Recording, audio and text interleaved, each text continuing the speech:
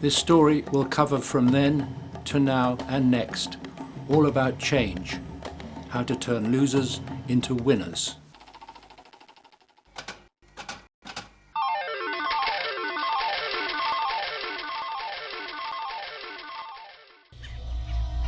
This looks like a primeval swamp from the ancient age of the reptiles, the time of the dinosaurs, millions of years ago. But it's not.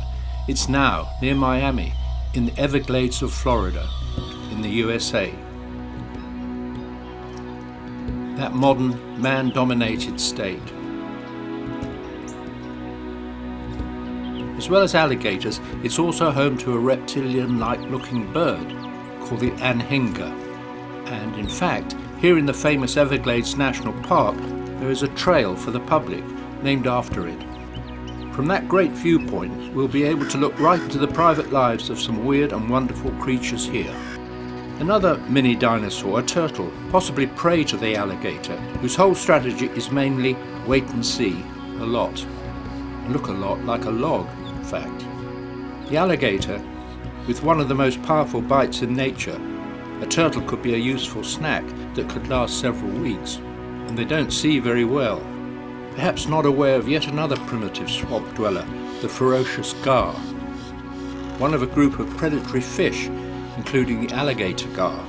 All these are aquatic hunters, with the alligator, the king of reptiles here in the Everglades.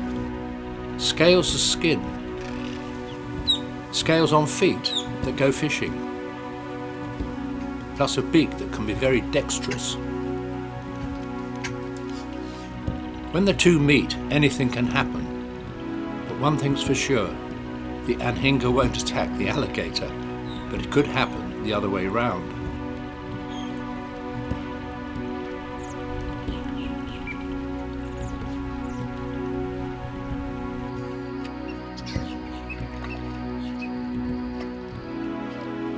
Just came to the surface here. It's really weird bird, Dad. Even so, the Anhinga can look after itself.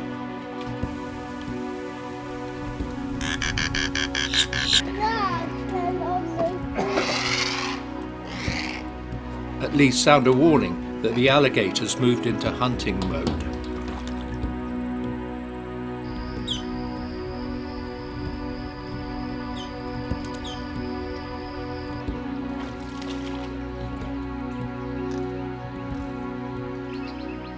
Or rather, two of them have, and they're behind you.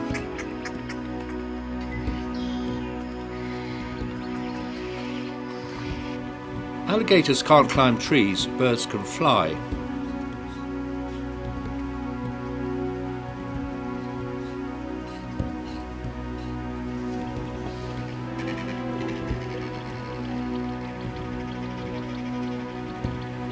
There's a big difference there between these neighbours, and we'll see just how well or badly they get on together in this aquatic jungle.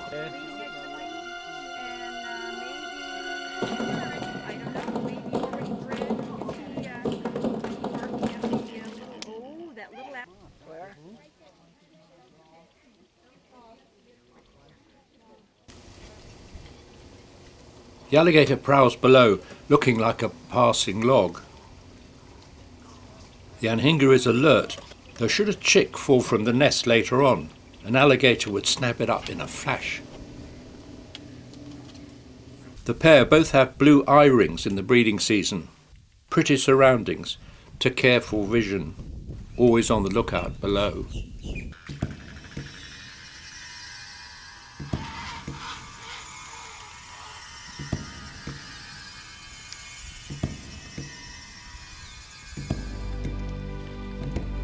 The male tries to impress his mate, less conspicuous across the bushes.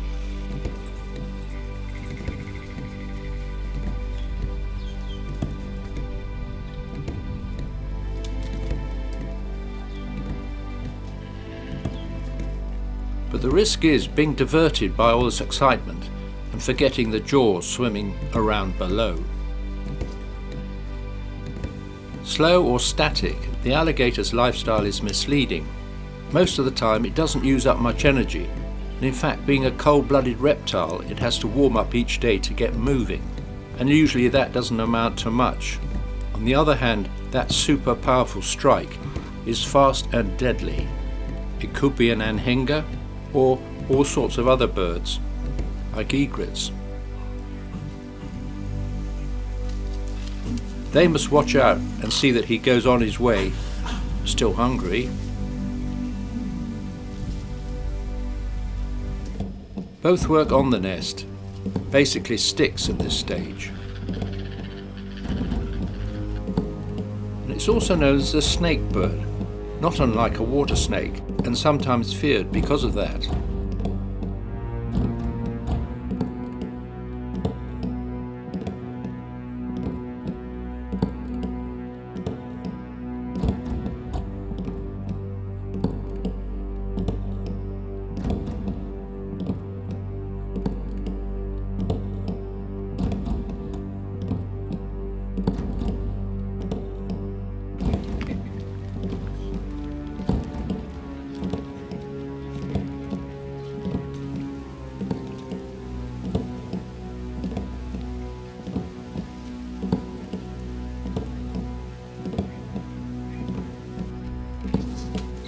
While she preens, he starts a busy to and fro duty to get sticks and fresh greenery to line the nest.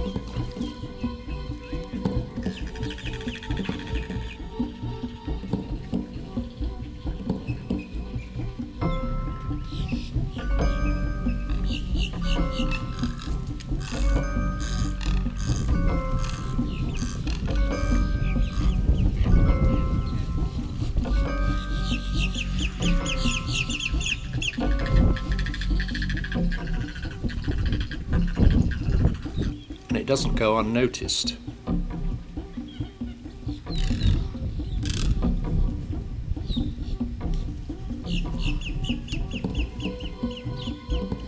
Still on the lookout.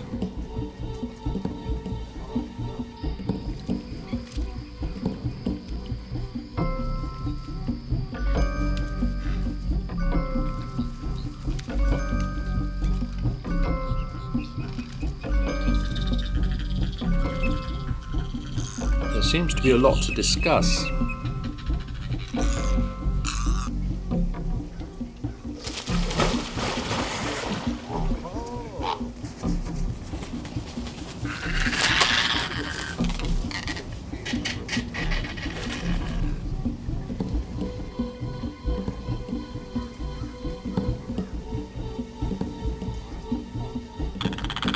Green leaves,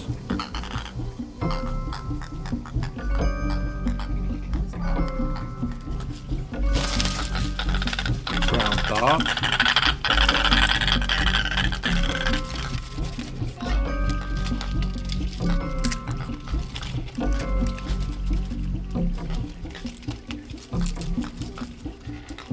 okay.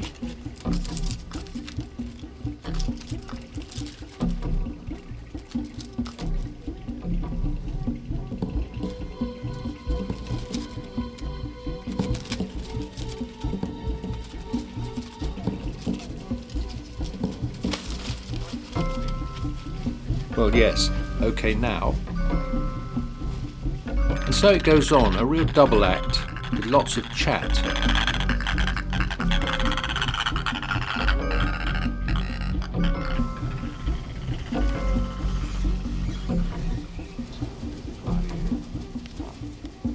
And there are other watchers too, soon to photograph what all the fuss has been about. They share incubation duties. After the changeover, she has a shake and a shuffle, a quick check, and she's ready for the next fishing trip.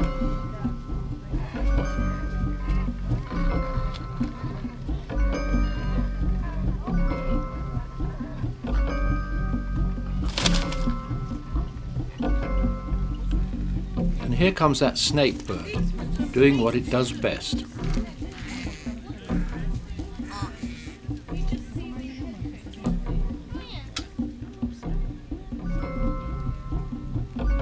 He just did that. He just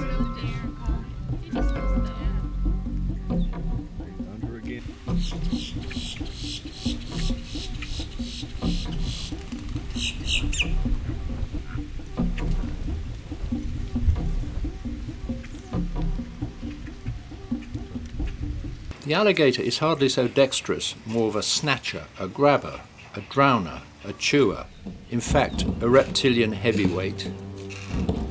But down here it's a confusing brown jungle. There's a possible snack there, which shows itself when it moves, which is possibly risky. A stripy heron. Does it know it's camouflaged? At least most of the time. Can it depend on this passive defence?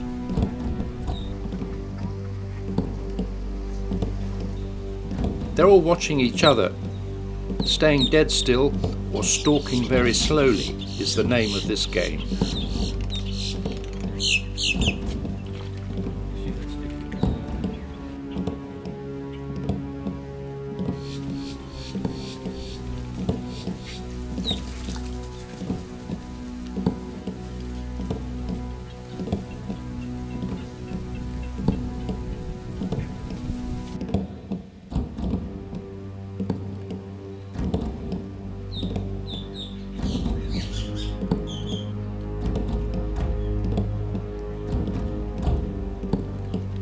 Live or die, bird or fish.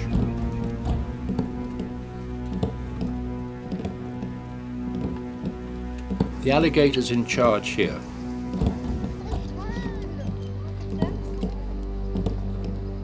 It's the survival of the fittest, the sharpest, dealing with the smallest.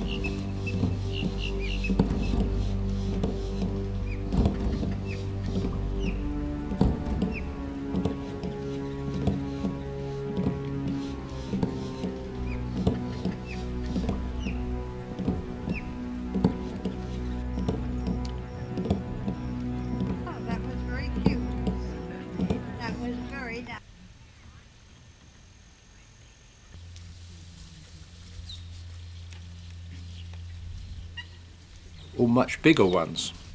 Worth a try, perhaps.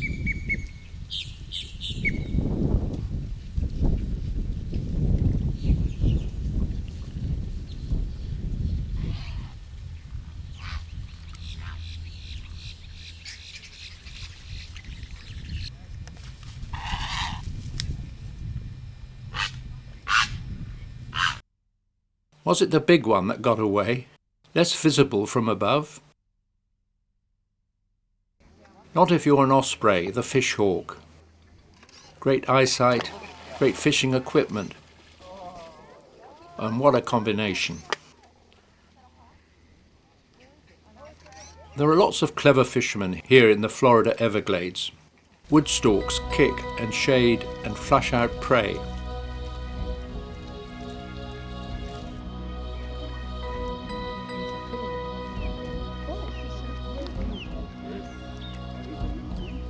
And here's a double act. The egret is benefiting from the diving ability of a grebe in the vegetation.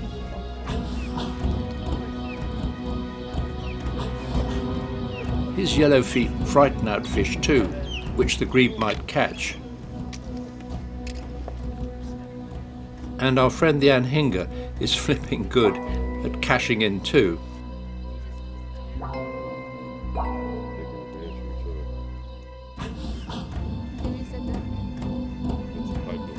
But beware, could our other friend the alligator be lurking around here somewhere? And he's more interested in birds than little fish. And like those other predator, he's got the right equipment for the job. Through evolution, these fishing strategies and equipment have resulted in less direct competition between the users. At the same time, the prey has evolved defences in order to survive. That's natural selection in action.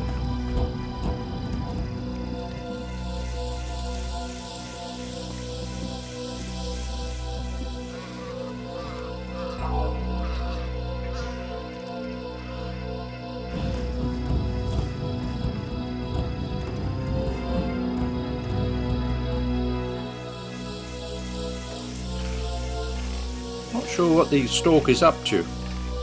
Worth a try, perhaps.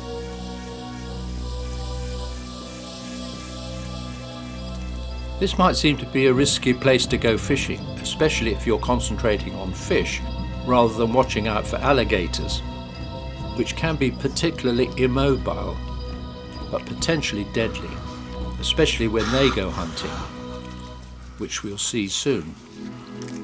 As a group, egrets have conquered the world, and they come in various shapes and sizes. These use their yellow feet not only for stirring out prey along the edge, but expanding their potential to open water by trailing those yellow feet and then snapping up small fish. No mean feat, you could say.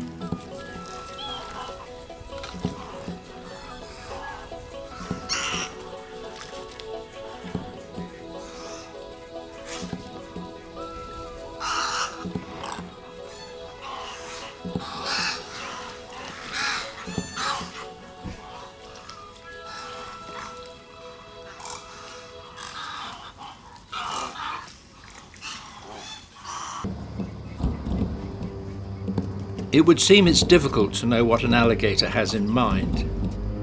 It may have eaten recently and not be hungry again for weeks. Or it could be really desperate and dangerous.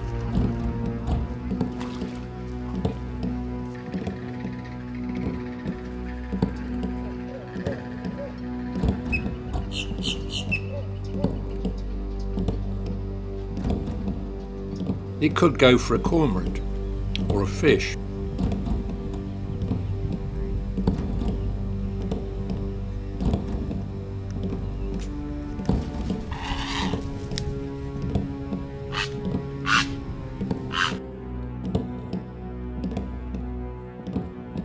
Catfish are common and use their sensitive whiskers searching the bottom.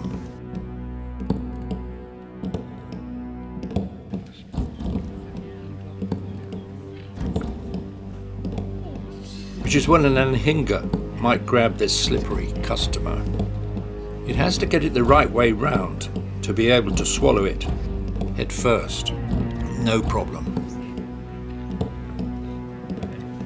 And there are plenty more where that one came from.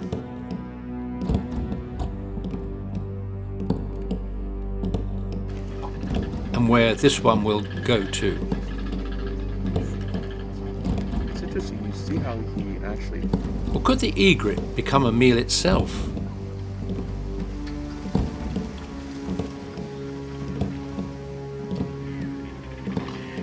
Stab the fish in the back, doesn't it? Oh, there he goes. Good job. All right. Their trades have many tricks. Some herons are not usually very nimble, but this one is today.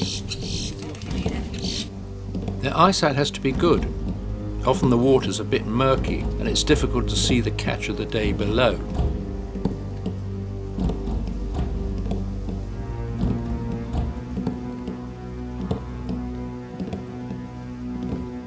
And that's not it, unless the egret turns out to be it. Again, so difficult to know what's going on in their minds. Has the egret spotted an alligator or two? With two more on the way, is there some sort of cunning plan? The thing is that the alligator can go from naught to in a flash, and it would be curtains for the egret. The meal would consist mainly of legs, feet, feathers and beak, not a lot of meat. But the reptile's digestive system can make a meal of most prey and make it last a long time too.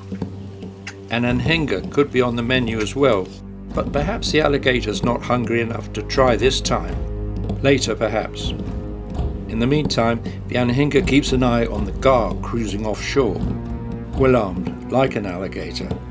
And like the alligator, their hunting technique involves gentle, innocent-looking drifting, or waiting motionless in cover, perhaps a very slow approach with a sudden rush of surprise. When the hunt is on, whether in the water or on land with the alligator, the neighbours detect the threat and draw attention. Just that may be enough to save a life in the community. An alligator hiding underwater is a different proposition, like a missile coming from a submarine. Or it might try a more stealthy approach. Surely that's not a log.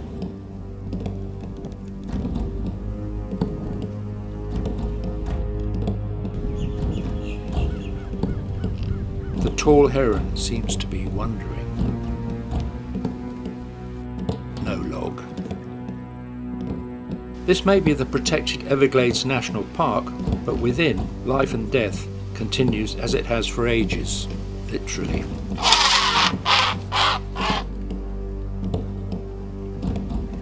Across the pond, the slow swim technique, but he's been spotted and the heron squawks a warning to all concerned, who may well be about their possible fate.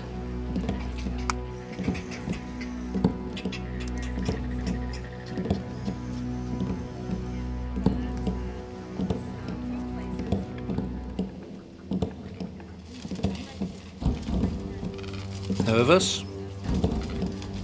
Yes. Leaving? Maybe.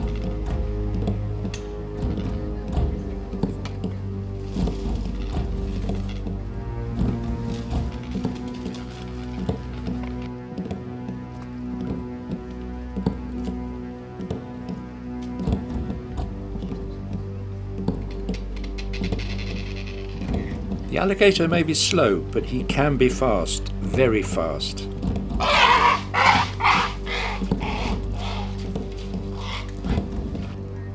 When it comes to food, and he'll keep on trying.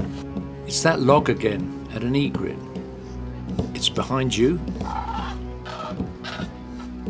but it's been spotted in time, and the bright gallinule helps save the day.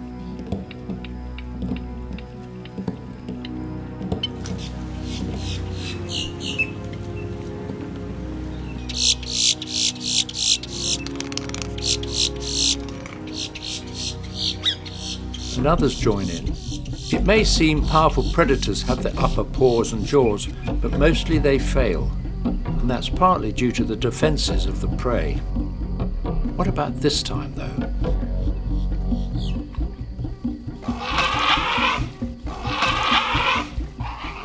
Revealing in a split second.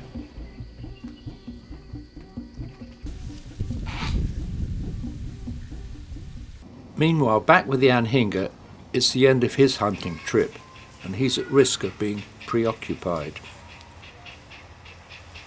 Rather surprisingly, for such an aquatic bird, his plumage is not waterproof. In fact, he could even get waterlogged and drown, but for oil on his preen gland at the base from that distinctive tail.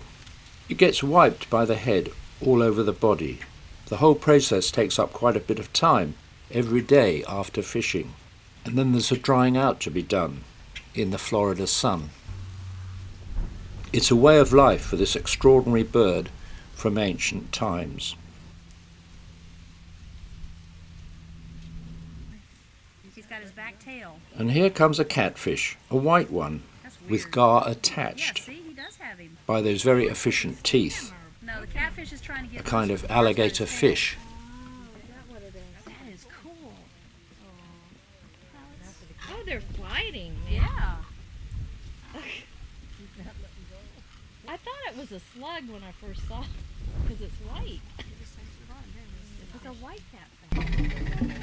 The reptilianness of the Anhinga is shown again with their offspring now hatched and growing up in that nest so carefully built and decorated, like any good house.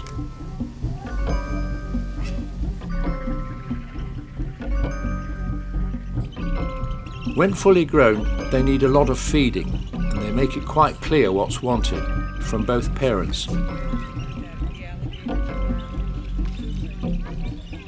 Delivered in a pretty direct and rather painful looking way.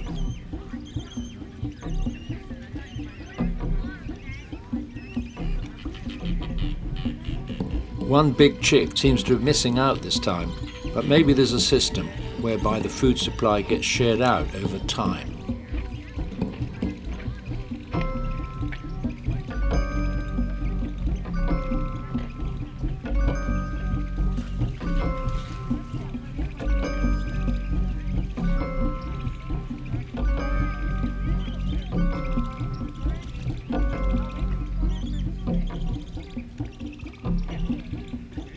Perhaps next time after this trip. The alligator mother also has young, also hatched from eggs in a nest, though hardly a tree. She's carried them towards the water, when she'll guard them and they'll disperse.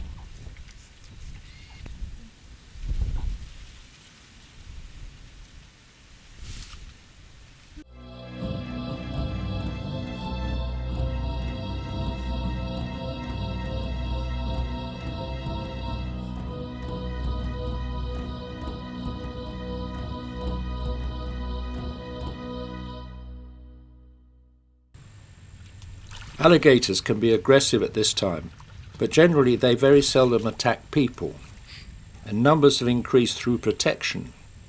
In fact, they have become an iconic species in the Everglades, and a boost to tourism, mainly because of their looks and reputation, ill-earned as it turns out to be. The levels are dropping. It's hotting up and drying up, and birds are having to move.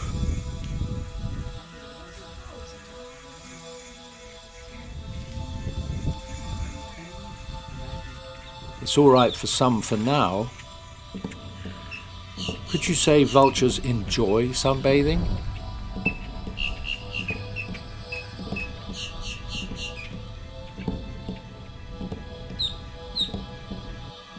Or a heron helping refresh his plumage?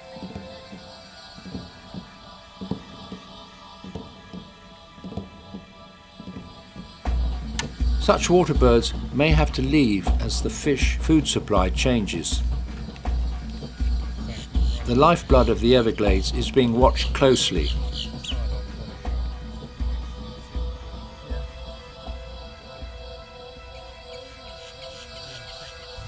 Their lives may depend on it.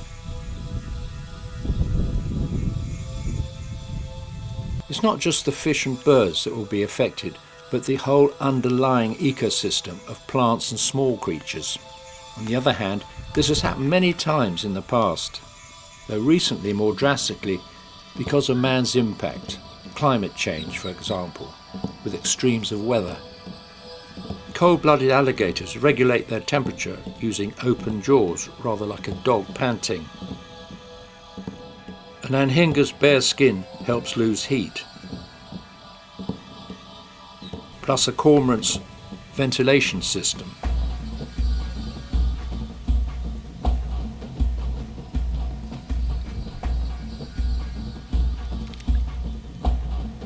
Down below, the potential prey is at risk, needing to breathe direct from the surface as oxygen levels drop along with the water levels. They're all connected. A white bird like an egret may reflect more heat than, say, a black anhinga, but there's a limit, and it's coming. The pressure's on.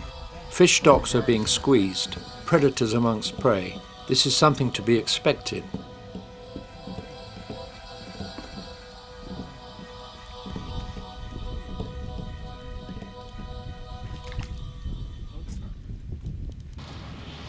After all, this is a subtropical climate, mostly.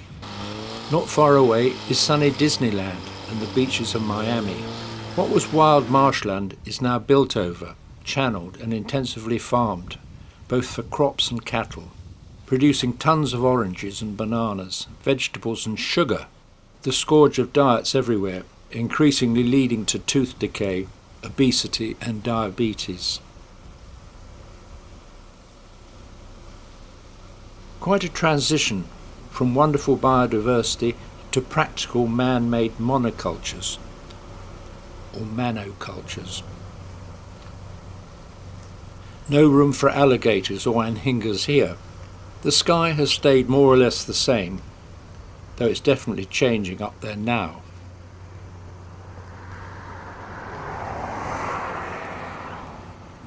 A sudden freeze can wreck subtropical crops like oranges, possibly affecting the cost and supply right across the states and even beyond.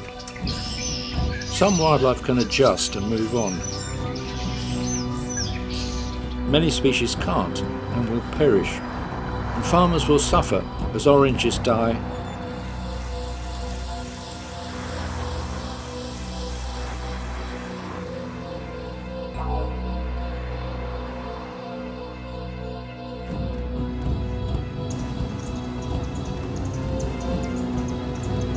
bananas the same.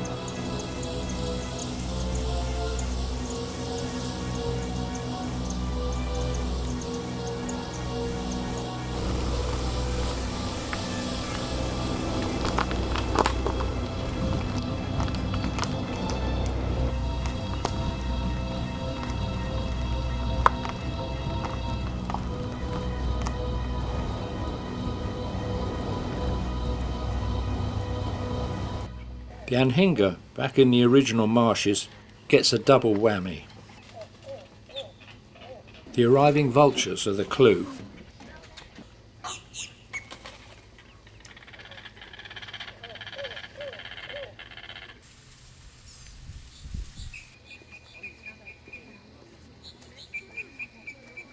Death can come because of two things: hot drought and freezing cold.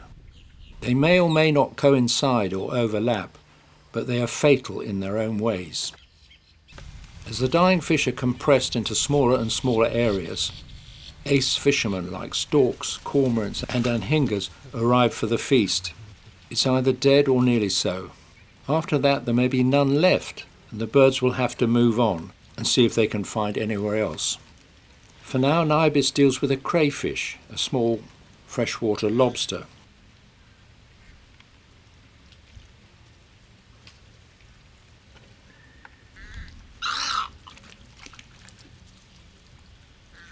By now, fishing birds from all around have gathered at the dwindling pools.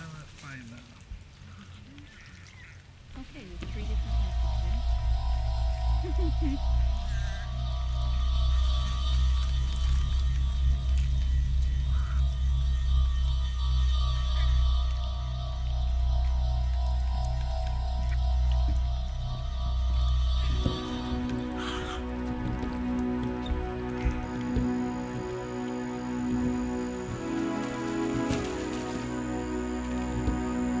And so, of course, have the photographers, excited by such a special and accessible opportunity. The younger ones will, hopefully, protect and care for the Everglades of the future, which will go on changing for many reasons, some of which we will see in part 2.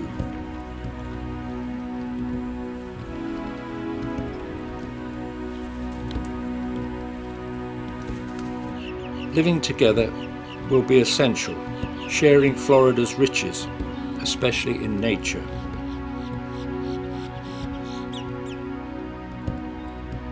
In part 2 we will move on from anhingas, herons and alligators to people here.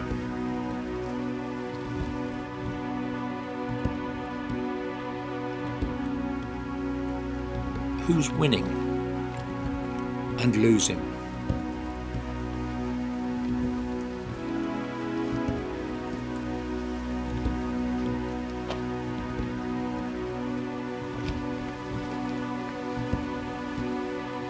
Oh!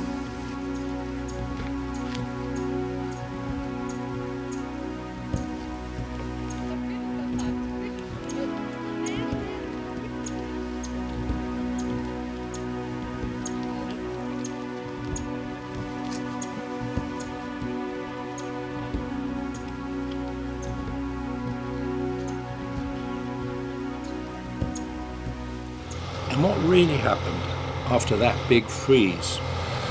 So what's going on here? Win or lose?